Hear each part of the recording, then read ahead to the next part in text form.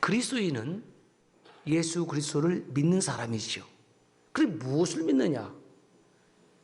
한마디로 말씀을 드리면 예수와 그분이 바로 이 땅에 사람의 모양을 입고 오신 야훼 하나님, 창조주 하나님인 것을 우리가 믿는 것이요. 아, 그분이 하나님이시구나. 그래서 그분이 이 땅에 오셔서 우리에게 무엇을 가르쳐 주셨냐면 기독교 신앙을 5개의 신앙으로 정리하면 이렇습니다. 첫째, 시작. 하나님이 천지를 창조하셨음을 믿습니다. 무슨 신앙? 그러니까 성경 창세기 1장 1절에 어떻게 시작합니까? 태초에 하나님이 천지를 창조하시니라. 아멘. 동의합니다. 두 번째로 무엇을 믿습니까? 시작. 하나님이 사람의 몸을 입고 세상에 오심을 믿습니다. 인카네이션. 육신을 이룰 성자, 이루셨다. 세 번째로는 무엇을 믿습니까? 시작. 주님이 내 죄값을 대신하여 십자가에서 죽으심을 믿습니다. 무슨 신앙? 십자가 신앙. 네 번째는 또 무슨 신앙? 시작. 주님이 부활하셨음을 믿습니다. 무슨 신앙? 부활신앙. 어떤 젊은 대학 교수님이 아이가 이제 교회 학교, 주일 학교에 가니까 뭐 교회 가서 나쁜 거 배우겠나? 넌 잘 다녀라. 교회를 다니게 됐어요. 그 아이하고 아이 엄마가 이제 다니는데 그 아이가 이제 아들 하나인데 7살이에요. 요즘은 뭐 스쿨존이 있어서 대단히 어린 아이들을 이제 보호하는 그런 제도가 전 잘 돼 있다고 생각하지만 그것이 없던 시절에 그냥 스쿨존에서 이 아이가 과속하는 차에 치여서 숨진 거예요. 그래서 장례식장에 가니까 뭐 이 아빠가 뭐 거의 제정신이 아니죠. 아니 하나님을 믿었는데 말이야 이게 말이 됩니까? 자기는 예배 한 번도 안 드리고 교회 한 번도 안 오고 우리 아이가 하나님 믿었는데 이러면 됩니까? 막 그냥 삿대질하고 막 그냥 어떻게 할 줄 모르는 거예요. 그래도 그 교회 목사님이 그 모든 장례 예식을 기독교식으로 다 집례를 하고 그렇게 나오는데 이분이 목사님 부르는 거예요. 목사님 제가 잘못 생각했습니다. 부활은 반드시 있어야 됩니다. 부활은 반드시 있어야 되겠습니다. 제가 아이를 이렇게 보내는 것이 삶의 끝이라고 한다면 인생은 가치가 없습니다. 부활은 반드시 있어야 됩니다. 아니, 저는 부활이 있음을 믿습니다. 저는 제 사랑하는 아이를 잠깐 후면 하나님 나라에서 만난다는 목사님의 그 메시지를 저는 믿습니다. 할렐루야. 그리고 그 다음 주일부터 마음 다잡고 예배당에 나온 그건 실제 있었던 이야기입니다. 부활신앙이 있어야 돼. 부활신앙이 없으면 그렇게 먹고 그렇게 잘 살고 그렇게 죽으면 도대체 인생이 무엇이라는 말입니까? 마지막으로 무슨 신앙? 5번째 시작. 무슨 신앙? 재림신앙. 그래서 마라나타라는 이 단어는 아람어입니다. 아람어. 마라나타. 주 예수여 어서 오시옵소서. 이 마라나타 어서 오시옵소서라는 뜻이에요. 이러한 신앙은 하나님과 나 사이의 릴레이션십, 관계를 표현하는 거예요. 그래요. 저는 하나님이 창조주인 것을 믿고요. 하나님께서 이 땅에 사람의 모양으로 오신 것을 제가 믿고요. 나를 대신하여 죄값을 십자가에서 지신 것도 믿고요. 그리고 내가 죽음으로 끝나는 것이 아니라 주님 그 나라의 부활의 모습으로 드러날 것을 믿고 다시 오실 것을 제가 믿습니다. 이것은 관계적 믿음을 이야기하는 겁니다. 이 관계적 믿음 속에 무엇이 접속이 돼야 되냐면 예수 그리스도의 영이 접속이 돼야 돼요. 누구든지 그리스도의 영이 없으면 그리스도의 사람이 아니라고 그랬어요. 무당은 귀신의 영과 접속해서 무당짓을 하고 다니는 것이고, 저와 여러분 그리스도인은 하나님이 나와 함께 하심으로 하나님의 사람으로 살아가는 것입니다. 얼마나 당당할 수 있어요. 예수의 영이 내 안에 임재하시면, 그래서 빌립보서 2장 5절에 어떻게 말씀하고 있습니까? 시작. 너희 안에 이 마음을 품으라. 곧 그리스도 예수의 마음이니. 여러분, 우리 안에 예수의 마음이 있다고 하면 굳이 마음을 품으라고 할 이유가 없잖아요. 공부를 잘하는 학생에게 굳이 공부를 잘하라고 잔소리할 필요가 없어요. 반에서 1등하고 전교에서 1등 하는데, 얘 이리 와봐, 너 좀 공부 열심히 해야 되겠다. 아니, 1등 하고 있어요. 전교에서 1등 하고 있다니까요. 잘하고 있다니까요. 그렇게 얘기하면 잔소리죠. 그런데 정말 성적이 조금 노력하면 좋을 텐데 중간쯤 되는 아이에게 야, 너 좀 더 열심히 공부해야지, 이건 잔소리가 아니라 교훈이잖아요. 사랑의 교훈이잖아요. 똑같은 소리지만 그가 어떤 위치에서 받느냐에 따라서 교훈도 되고 잔소리도 되는 것이지요. 너희 안에 이 마음을 품으라. 곧 그리스도 예수의 마음이니라고 말씀하신 이유는, 우리가 자연인으로 살아가면 저와 여러분 안에 예수님의 마음이 있다 없다? 없습니다. 그 주님께서 말씀하신 거죠. 너희 안에 이 마음을 품으라. 곧 그리스도 예수의 마음이니. 그럼 예수님의 마음이 어떻게 하면 품어지느냐? 예수의 영이 나와 더불어 함께하면, 하나님의 영이 임재하시면, 성령을 받으면, 하나님의 영이 임하시면, 그러므로 이 예배를 통해서 성부, 성자, 성령 삼위일체 되신 하나님의 영의 임재를 충만히 체험하고 느끼고 돌아갈 수 있길 주의 이름으로 축원합니다. 그런 예배가 아니라고 한다면, 하나님의 살아계심을 경험하지 못하는 예배라고 한다면 이것은 하나의 종교 행사에 불과하지 않겠습니까? 우리는 종교 행사로 모인 종교 집단이 아닙니다. 살아계신 하나님을 예배하는 저와 여러분들은 살아있는 예배자인 것을 믿습니다. 여러분, 예수님의 마음을 품으면 여러분 어떤 일이 일어날까요? 예수님의 마음으로 사는 거죠. 예수님의 마음으로 사는 거예요. 예수님의 마음을 품으면 예수님의 마음으로 사는 거예요. 우리가 이렇게 얘기하잖아요. 여보, 우리와 함께 믿음으로 삽시다. 우리가 매주일 예배를 통해서 하나님께 영광 돌리는 이유가 무엇이냐? 믿음으로 살겠다고. 그렇게 헌신하고, 그렇게 기도하고, 그렇게 찬양하고, 그렇게 말씀을 듣고 나가서 또 살다 보니 믿음으로 살은 적도 있지만 때로는 주변 환경에 내 시선을 빼앗기고, 어려운 일을 당할 때 내 마음을 빼앗겨서 예수의 마음은 사라진 채 내 마음으로 살다가 상처받고 아파하고 좌절하고 낙심하는 경우가 얼마나 많은가. 그러므로 또다시 삶을 고쳐잡고 주님 앞에 나와서 찬양하고 기도하고 하나님의 말씀을 듣는 이유는 주님의 마음이 내 안에 임재하기를. 왜? 내 마음 갖고는 못 살기 때문에. 내 마음 갖고 살 수 있는 사람은, 내 마음으로만 살 수 있는 사람은 예배자의 자리에 설 필요가 없잖아요. 주님, 그래요. 저에게는 주님의 마음이 있어야 되겠어요. 주님의 마음이 없으면은 그 사람 용서가 안 되고, 그렇죠. 주님의 마음이 없으니까 가서 그냥 한 대 줘받고 싶고, 해코지하고 싶고, 그것이 인간의 자연스러운 본성 아니란 말입니까? 우리가 믿음으로 산다라는 표현은 결국 내 믿음으로, 내 의지로 살겠다는 것이 아니라 주님의 마음으로 살겠다는 거예요. 그래서 예수 그리스도의 마음이 내 안에 들어오면, 품어지면 그 마음으로 살게 되고, 그 마음으로 살게 되면 내 삶이 변화받게 되어 있습니다. 여러분, 신앙생활 하신 지 얼마 되셨습니까? 5년 되었습니까? 1개월 되었습니까? 10년이 되었습니까? 30년이 되었습니까? 그러면 내 삶이 변화받았는가? 변화받지 못했습니까? 그러면 당신은 예수님의 마음과 아무런 상관없이 그저 관계적 믿음으로만 교회를 다닌 것 뿐입니다.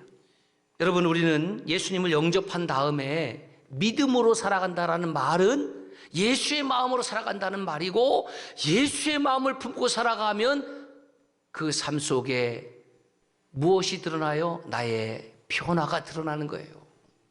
내가 그럴 사람이 아니었거든요. 호떡 하나를 보더라도 내 입에만 들어갔던 사람인데, 호떡 하나를 사고서도 내 주변 사람들이 보이기 시작하고, 야, 이거 나눠 먹으면 좋겠다. 내가 원래 그런 사람이 아니었거든요. 주님의 마음이 들어오면 그래요. 우리 예배 끝난 후에 건너가고 호떡집에 한번 서봅시다. 우리 장로님들이 호떡 사주는지 안 사주는지, 저 장로님들이 예수의 마음으로 장로를 역할하는지, 저 목사님이 예수의 마음으로 사역하는지. 제가 여러분 못 사주는 이유는 그래서 제가 지갑을 안 갖고 다닌다는 거 아니에요. 여러분, 믿음이라는 것은 눈에 보여요, 안 보여요? 이런 질문할 때 참 힘들죠. 믿음이 눈에 보여요, 안 보여요? 안 보이죠. 믿음이 어디 있어요? 믿음이. 그렇죠? 그래서 눈에 보이지 아니한 것을 그 본체 또는 실체, 눈에 보이지 아니하지만 분명히 존재한다. 그 실체가 무엇이냐, 이것을 학문적으로 연구하는 것을 형이상학이라고 해요. 메타피직스, 형이상학. 그 한자로 형자는 무슨 형자예요? 모향 형자예요. 모향. 어떤 모향을 초월했다, 그 모양을 넘어섰다, 그런 뜻이에요. 그러니까 모양에 관한 것을 연구하는 학문을 형이하학이라고 하는데, 형이하학이라는 말은 잘 쓰질 않고 일반적으로 자연과학 이렇게 표현합니다. 그 자연과학자들 많아요. 근데 이 형이상학은 이건 철학의 아주 높은 수준 또는 신학에서 다루는 분야가 형이상학이에요. 형체를 초월했다라는 말은 그 형체의 본질, 존재의 근원을 연구한다라는 그런 뜻입니다. 자, 사람은요, 형체가 있는 것은 오감을 통해서 다 인식하거나 깨달을 수가 있어요. 지금 눈에 보이진 않지만 어떤 소리가 들리면 들을 청자, 듣는 것을 통해서 그 존재가 존재한다는 것을 믿지요. 밖에서 고양이 소리가 들려요. 아, 밖에 고양이가 존재한다. 우리가 그것을 깨닫게 된다는 겁니다. 그런데 형체가 없는 것을 우리가 있다라고 얘기하는 것이 쉽지 않다는 말이죠. 자, 형체가 없는 것인데, 형체가 없어요. 없는데 있다라고 얘기하기가 쉽냔 말이에요. 쉽지 않습니다. 대표적인 것이 하나님. 그래서 어떤 사람은, 아유, 목사님, 저도 하나님 믿고 싶은데요, 하나님이 안 믿어져요. 이런 분들도 있어요. 또 있어요. 지금 믿음. 믿음이 없어요. 믿음이 부족한가 봐요. 사랑, 소망, 희망, 충성, 감사. 충성이 어디 있습니까? 충성은 군대 가면 있지, 군대 가면. 여러분, 사랑이 어디 있어요? 눈에 보이지 아니하는 사랑이 그 어머니 속에 쏙 들어가고 나니까 어머니를 통해서 무엇이 드러나요? 사랑이라는 존재가 드러나는 것입니다. 충성이 어디 있습니까? 눈에 보이지 않지만 전투복을 입고 총을 주니까 그 군인의 모습 속에서 무엇이 있어요? 충성이 있는 거예요. 아, 저분은 충성된 사람이구나. 유니폼을 입혀주니까 뭐 경찰관이든 소방관이든, 그래서 시민의 생명과 안전을 위해서 정말 충성스럽게 일하다가 순직하는 경우도 여러분 왕왕 볼 수 있잖아요. 아, 저 사람에게는 충성이 있었어. 저 사람에게는 사랑이 있었어. 여러분, 그래요. 형이상학적인 개념들이 존재하지 않는 것처럼 여겨지지만, 그 형이상학적인 개념들이 사람을 만나고 그 사람 속에 쏙 들어가게 되면 그 형이상학적인 개념들은 존재하는 것으로 보여집니다. 야, 저 사람 보니까 믿음이 있구나. 믿음의 사람. 저 사람 보니까 사랑이 있구나. 저 사람을 보니까 충성이 있구나. 저 사람을 보니까 감사가 있구나. 저 사람을 보니까 은혜 받은 사람이 틀림없어. 저 사람을 보니까, 저 그리스도인을 보니까 하나님이 존재하시는구나. 할렐루야. 저 목사를 보니까 하나님 안 계셔. 비참한 목사입니다. 저 장로님, 저 권사님을 보니까 하나님이 존재하시는 것임에 틀림없어. 그런 소리를 들을 수 있길 주의 이름으로 축원합니다. 그것이 믿음이잖아요. 하나님이 내 안에 들어오니까 불신자들이 하나님이 정말 존재하시는구나. 여러분, 내가 예수님의 마음을 품으면, 예수님의 믿음에 접속이 되면 나는 주님의 자녀로 살고 제자로 살고 예수님의 마음으로 살아가는 거예요. 예수님의 마음으로 살아가는 그 모습이 섬기고 나누고 도와주는 겁니다. 예수님의 모습으로, 예수님의 마음으로 살아가는 것이 세상의 소금과 빛의 모습으로 드러나는 것입니다.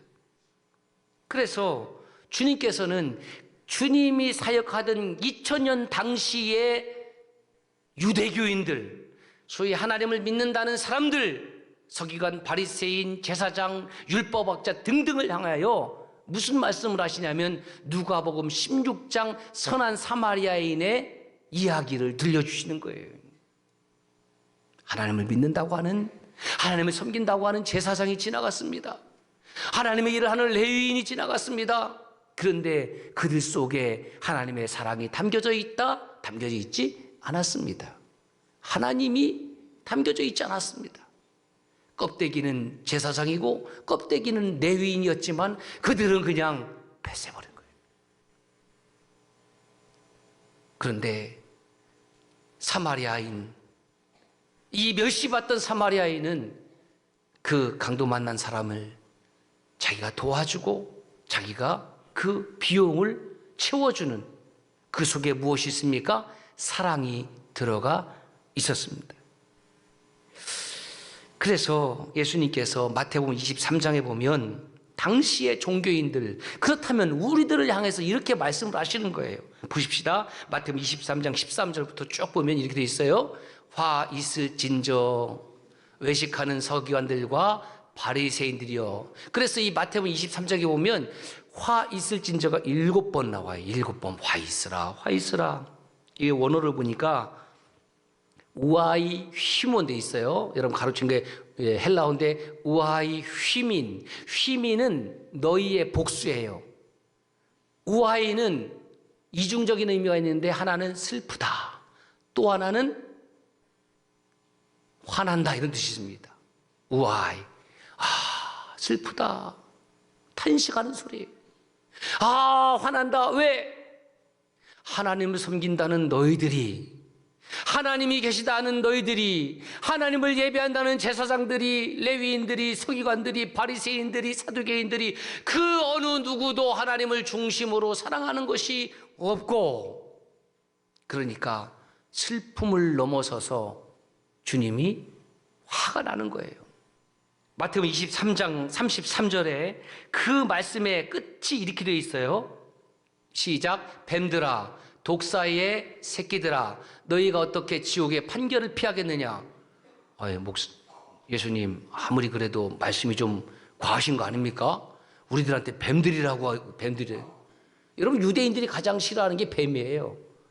아담과 하와의 그 선악과의 트라우마가 있어서. 우리는 뭘 싫어해요? 욕할 때. 야, 이 뱀 새끼들아 그러면 별로 감각이 없어요. 그렇죠? 그런데 야, 이 멍새끼야 그러면 우리는 그 소리를 듣는 순간에 바로 막 이 3중 폭격, 4중 폭격, 너 잘 만났다. 유대인들은 가장 싫어하는 게 뱀인데, 거기다가 뭐라 그래요? 오흐피스라로, 오흐피스, 뱀들아.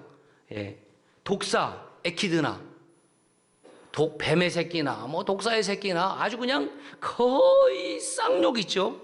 그 제가 이 말을 이렇게 번역했어요. 자, 보세요. 슬프다.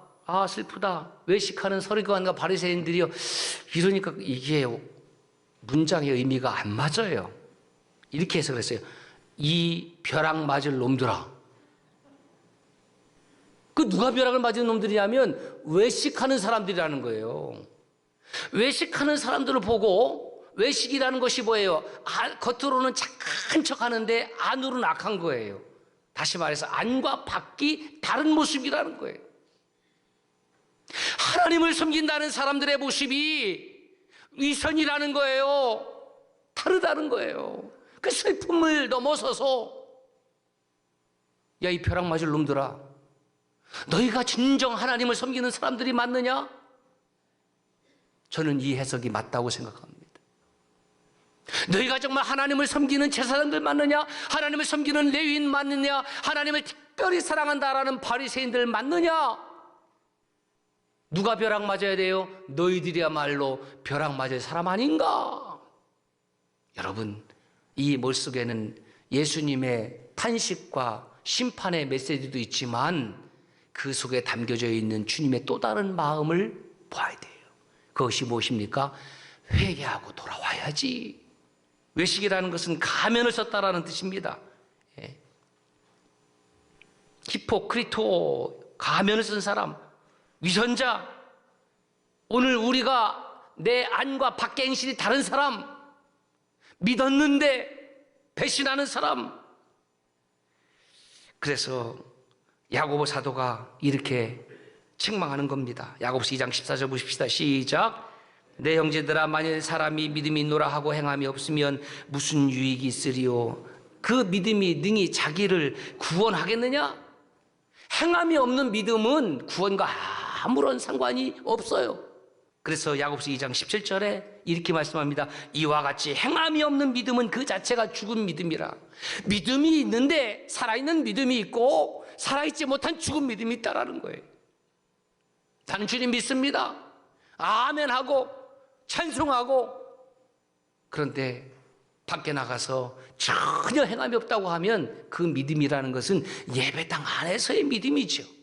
세상의 빛과 소금으로 드러나길 원하는 것은 우리의 양심뿐만이 아니라 도덕과 윤리 때문이 아니라 하나님께서 나를 구원해 주셨기 때문에 구원받은 것에 대한 감사함으로 소셜 리스폰시빌리티, 사회적 책임을 감당해야 된다라는 거예요.